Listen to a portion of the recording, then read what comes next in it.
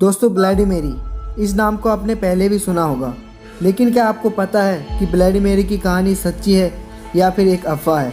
तो आपको सुनकर ये हैरानी होगी कि ये एक बिल्कुल सच्ची कहानी है और इतिहास में इसके बारे में कई जानकारी पाई गई है।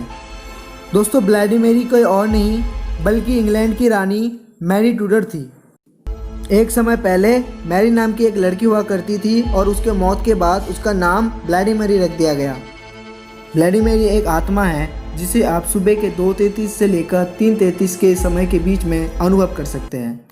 कहा जाता है कि एक मोमबत्ती लेकर एक बड़े शीशे के सामने खड़े होकर ब्लडी मेरी का नाम 3 बार लेने से आपको ब्लडी मेरी की आत्मा उस शीशे में दिखाई देने लगती है। बहुत से लोगों ने इस चीज़ को अनुभव भी किया है। इंग्लैंड के एक लड़की ने रात के 2:40 को अपने घर के शीशे के सामने खड़े होकर ब्लडी मेरी का नाम 3 बार लिया। कुछ समय बाद उसने शीशे में एक लड़की को देखा जिसकी आंखों से खून निकल रहा था। कुछ सेकंड तक उस लड़की का चेहरा शांत रहा और कुछ देर बाद वह लड़की शीशे से बाहर निकलकर उस लड़की के आंखों को नोच लिया, लेकिन फिर भी वो लड़की जिंदा बच गई थी। और कुछ लोग ऐसे भी हैं जिन्होंने अपनी जान खो दी। ऐसा माना जाता है कि अगर कोई ब्लडी मेरी का नाम 3 बार पुकारने के बाद ये कह दे कि आई स्टोल योर बेबी, जिसका मतलब होता है कि मैंने तुम्हारे बच्चे को चुरा लिया है, तो उसे और ज़्यादा गुस्सा आता है और उसे और ज़्यादा वो तरफा के मारती है। सन 1509 से लेकर 1547 तक हेनरी इंग्लैंड के राजा थे और उनके 2 बेटी थी, एलिजाबेथ और मैरी। पहले ज़माने में राजाओं की एक से ज़्यादा बीवी हुआ करती थी, तो हेनरी की भी बहुत सी बीवियाँ थी और मैरी हेनरी की पहली पत्नी की बेटी थी। मैरी को उनके पिता इतना पसंद नहीं करते थे और उसके साथ हमेशा दुर्व्यवहार किया करते थे। महल में नौकर होने के बाद भी मैरी महलों के सारे काम काज करती थी।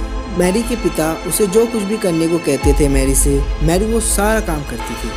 1547 में राजा हेनरी की मौत हो गई और उनके पिता के मरने के बाद प्रजाओं के अनुसार मैरी को इंग्लैंड की रानी बना दिया गया। रानी बनने के बाद मैरी अब जो कुछ चाहे वह सब कर सकती थी। उस समय कुछ हालातों के वजह से इंग्लैंड में धर्म को लेकर लड़ाई चल रही थी, लेकिन मैरी ये चाहती थी कि पूरे इंग्लैंड में एक ही धर्म हो, लेकिन उसकी इस बात में कई लोगों ने नकार दिया था। जो लोग मैरी की इस बात को नकार रहे थे, मैरी ने उनको मरने की सज़ा दे दी और कई लोगों को जिंदा जला देती थी। इसी वजह से मैरी को लोगों ने नापसंद करना शुरू कर दिया और उसे एक शत्रु के रूप में देखने लगे।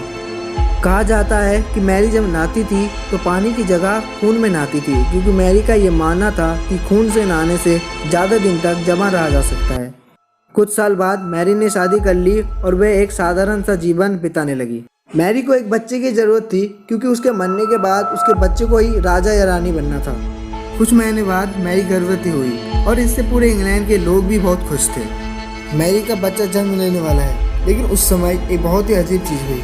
कोई भी बच्चा मैरी के गर्भ से जन्म नहीं लिया था। इस घटना से सभी बहुत आश्चर्य हुए थे और कुछ महीने बाद मैरी का पेट पहले जैसा नॉर्मल हो गया।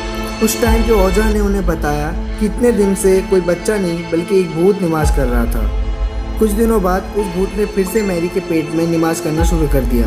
वह फिर से गर्भवती हुई, लेकिन इस बार भी कोई बच्चा पैदा नहीं हुआ और कुछ दिन बाद मैरी की मौत हो गई। मैरी को लोग उन्हें निर्दयी मानते थे क्योंकि वे लोगों को जिंदा जला देती थी और खून से नहाया करती थी। जब वह भूत मैरी के पेट में निवास कर रहा था और कोई बच्चा पैदा नहीं हुआ, तो लोगों ने मैरी को शापित घोषित कर दिया और इसी के चलते उसका नाम ब्लडी मेरी रख दिया गया।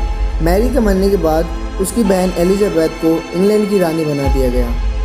तो दोस्तों, कैसी लगी आप लोगों को आज की स्टोरी कमेंट में ज़रूर बताना, और अगर ये वीडियो पसंद आई तो लाइक ज़रूर करना और मेरे चैनल को सब्सक्राइब करना। आज के लिए बस इतना ही, आगे के लिए जस्ट वॉचिंग स्कैरी 2।